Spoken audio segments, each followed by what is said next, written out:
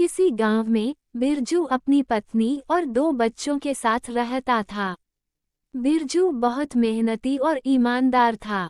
इसके पास खेती का एक छोटा सा ही टुकड़ा था। खेत के उस छोटे से टुकड़े में उसका परिवार गुजारा कर रहा था। बिरजू अपने खेतों में जी जान से मेहनत करता।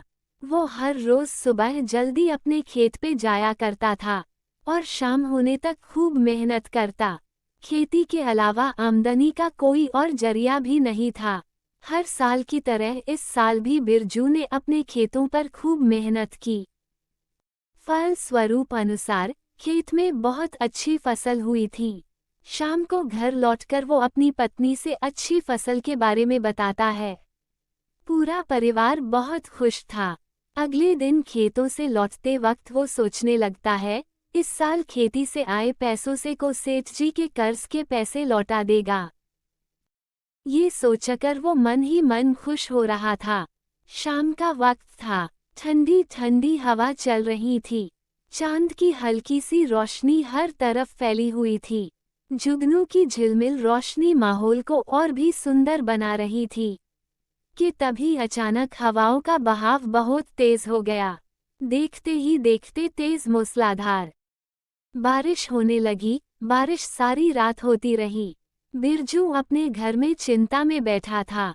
इतनी तेज बारिश के कारण उसका खेत तो खराब हो गया होगा, ये सारे ख्याल उसे परेशान कर रहे थे।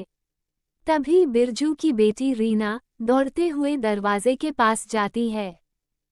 अपनी बेटी के पीछे पीछे बिरजू भी जाता है। वो देखता है कि दरवाजे पर एक चिड़िया जख्मी हालत में पड़ी है। रीना चिड़िया का इलाज करती है। तभी चिड़िया बोल पड़ती है, तुमने मेरी आज जान बचाई है, तुम्हें जो चाहिए मुझसे मांग सकती हो। इतना सुनते ही बिरजू अपनी समस्याओं के बारे में चिड़िया से बताने लगता है। वो चिड़िया से कहता है कि वो बस इतना ही चाहता है कि इसके खेत में हुई फसल खराब ना हुई हो और उसे कोई नुकसान ना हो।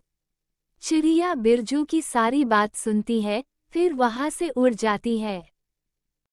अगले दिन सुबह बिरजू जल्दी जल्दी अपने खेतों की तरफ बढ़ता है। वो देखता है कि सारे गांव वाले बहुत परेशान हैं, सब अपनी फसल खराब हो जाने पर उदास हैं। बिरजू अपने खेत पहुंचता है और देखता है, उसकी फसल जू की तू है, इसकी फसल बिल्कुल सही है। फसल की कटाई होने के बाद बिरजू उसे बाजार में बेच आता है। क्योंकि इस साल बारिश के कारण कम फसल पैदा हुई थी, तो बिरजू को उसकी फसल के बहुत अच्छे पैसे मिले थे।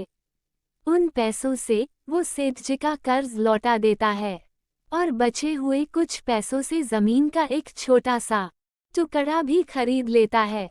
इसी तरह बिरजू अपने परिवार के साथ हंसी खुशी रहने लगता है।